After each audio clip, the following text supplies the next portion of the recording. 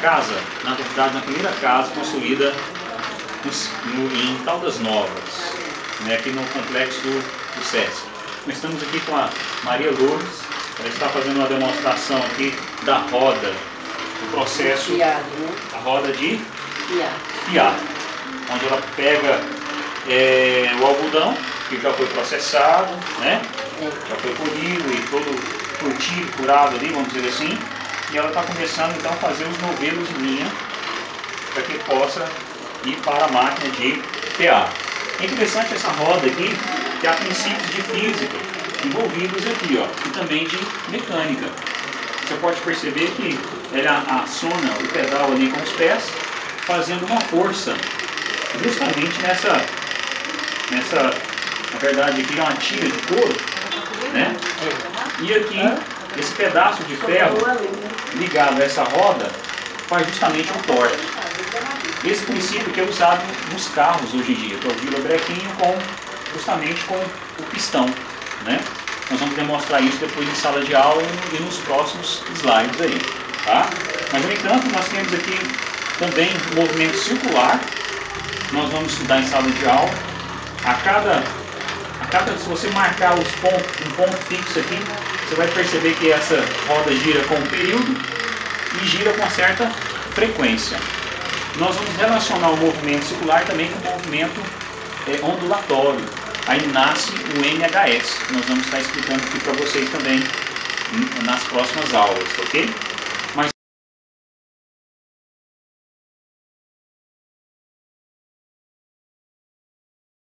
você deve guardar isso aqui, tá ok? Agora vamos aproveitar o quadro aqui e vamos definir período e frequência. Vamos fazer novamente uma circunferência. Vamos representar a circunferência agora com uma roda de bicicleta. Vou colocar um exemplo aqui, um exemplo prático, diário. Acho que todo mundo aqui já andou ou anda de bicicleta, né? Teve uma curiosidade de já ter contato com a bicicleta. A bicicleta, ela tem um raio, devido à sua forma ser de uma forma circular. Então, toda circunferência tem um raio como definição. E aqui nós temos o centro desse raio. O centro, não sendo do raio, sendo da roda. Agora, olha só, se eu marcar o tempo que esse ponto A, vamos dizer que eu grudei um chiclete aqui. Esse chiclete dá uma volta. O tempo de uma volta é o período. Então, o período é o tempo para que esse ponto A dê uma volta. Vamos supor que ele gastou 10 segundos para dar uma volta. Então, o período é 10 segundos. Ok? Agora, o que vem a ser frequência? Frequência é o número de voltas por um determinado tempo. Só que, ao fazer uma volta, o número de voltas é 1. E o tempo para uma volta é o próprio período. Por isso que frequência, nós vamos perceber que nós podemos usar essa primeira razão aqui, que é o número de voltas por um determinado tempo, ou nós podemos usar também essa definição, que é o inverso do período. Quer ver só? Vou te dar os dois exemplos. Vamos para o primeiro exemplo aqui. Vamos encontrar então a frequência. A frequência para quando o período, essa roda, 10 segundos, quando o período é 10 segundos, qual que é a frequência desse ponto aqui? Então a frequência vai ser 1 sobre 10. 10 é o período. Então a frequência fica 1 sobre 10. E qual que é a unidade? Hertz. Se você for fazer a divisão aqui e colocar um número em função de decimal, você vai ter 0,1 Hertz. Hertz, ou seja, ciclos por segundo. Você tem ciclos por segundo.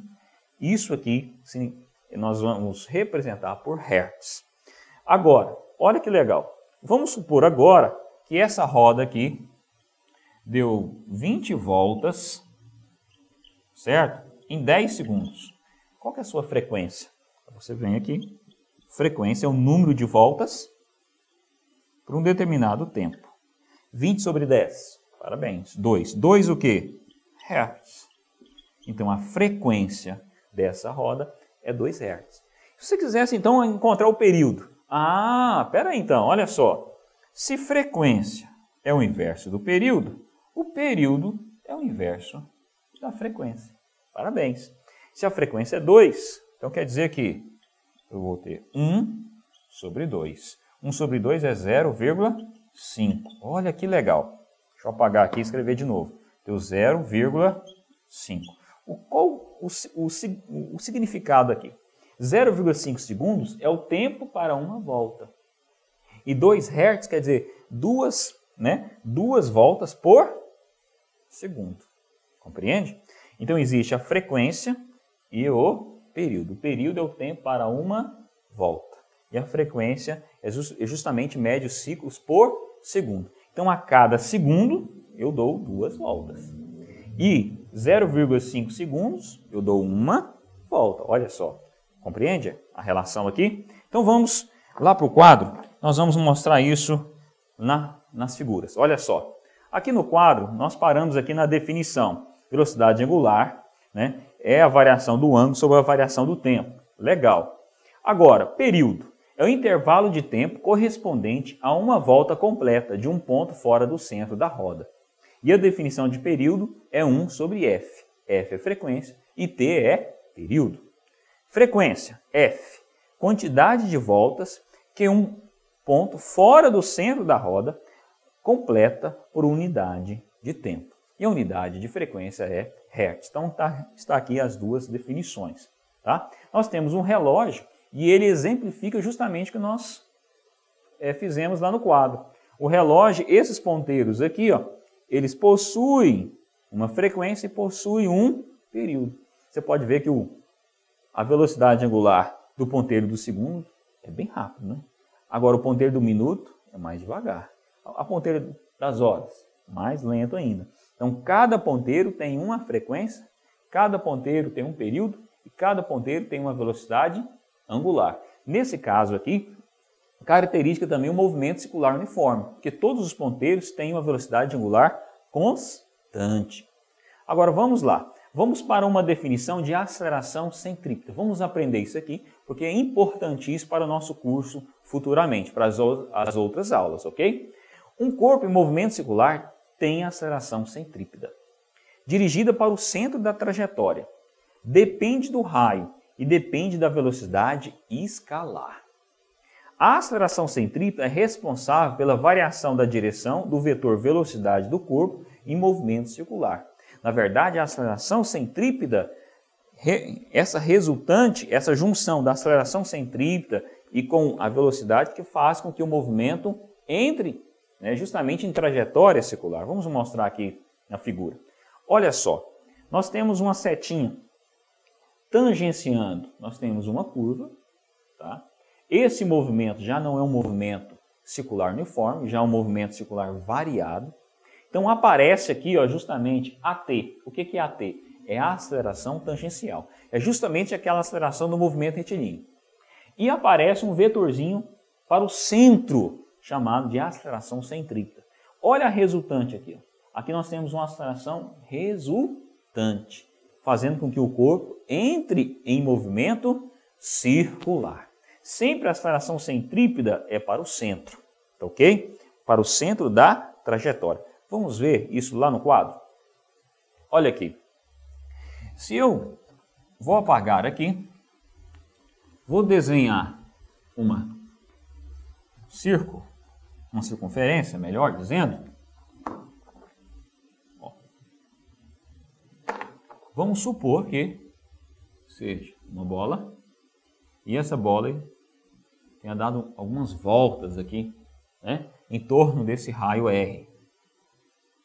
Para que essa bola tenha esse movimento, eu tenho que ter uma aceleração para o centro, chamada de aceleração centrípeta.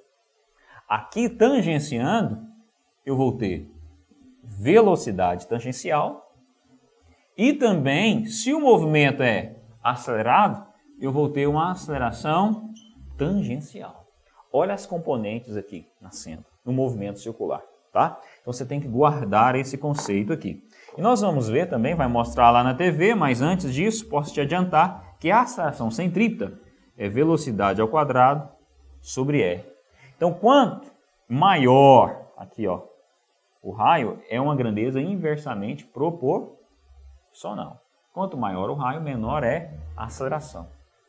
Né? Quanto menor o raio, maior a aceleração centrípeta. Você já percebeu isso? Quando você vai fazer uma curva com o carro, você fecha a curva, a tendência, né? O carro é sempre sair pela tangente. Mas você percebe uma força, uma aceleração te puxando para o centro. Quanto menor esse raio, maior é essa aceleração. Por isso que no automobilismo, quando o piloto faz a curva, ele sempre procura, né, o maior raio possível, a maior trajetória possível, para que ele tenha também a maior velocidade possível da trajetória.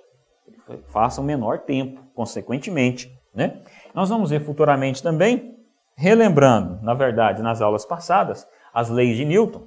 A segunda lei de Newton, né, é força igual a massa vezes a aceleração. Nós vamos falar sobre isso aqui, tá? Aulas futuras. Mas eu estou adiantando para você que lá nas leis de Newton, força igual a massa vezes aceleração. Então eu posso colocar essa aceleração centrípeta no lugar dessa aceleração aqui.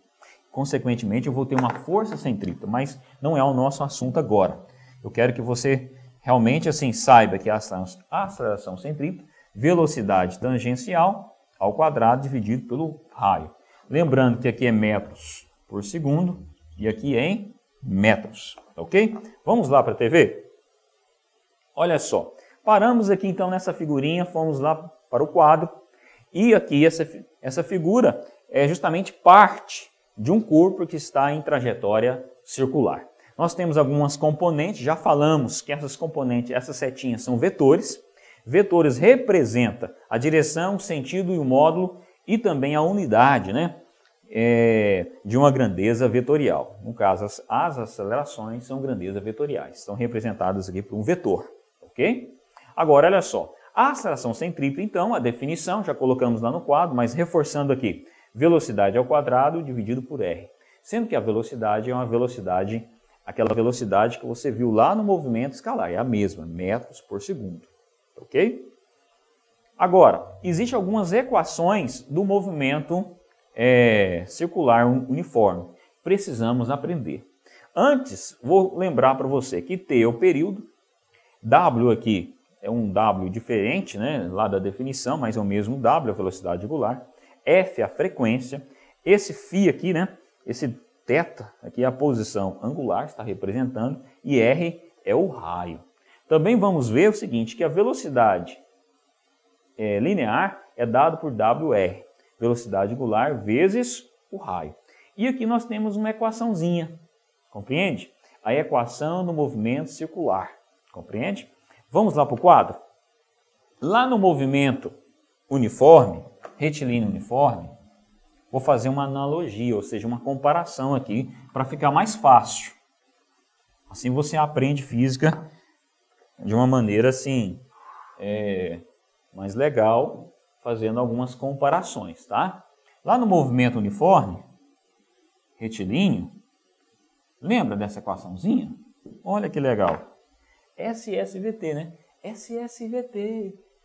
Né? Movimento uniforme, velocidade é constante.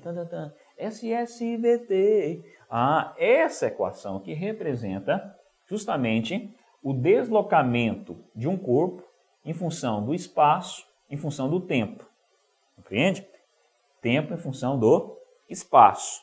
Só que aqui o espaço é representado por S, mas no movimento circular já não é por S.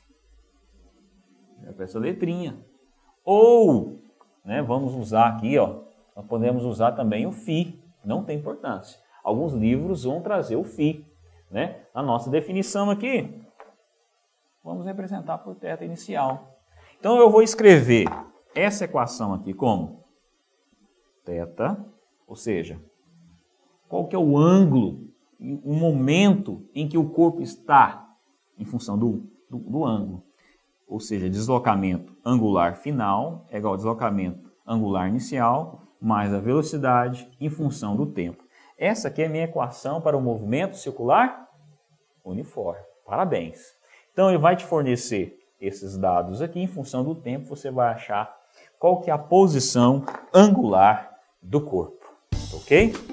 Fica um abraço, continue conosco, até a próxima aula. Valeu! Casa, na verdade, na primeira casa construída em Caldas Novas, né, aqui no complexo do SESC.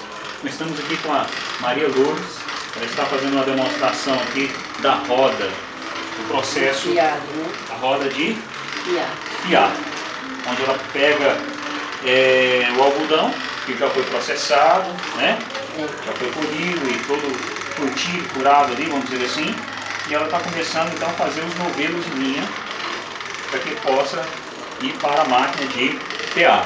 É interessante essa roda aqui, que há princípios de física envolvidos aqui, ó, e também de mecânica. Você pode perceber que ela aciona o pedal ali com os pés, fazendo uma força, justamente na verdade aqui é uma tira de couro, né? E aqui, esse pedaço de ferro ligado a essa roda faz justamente um torque.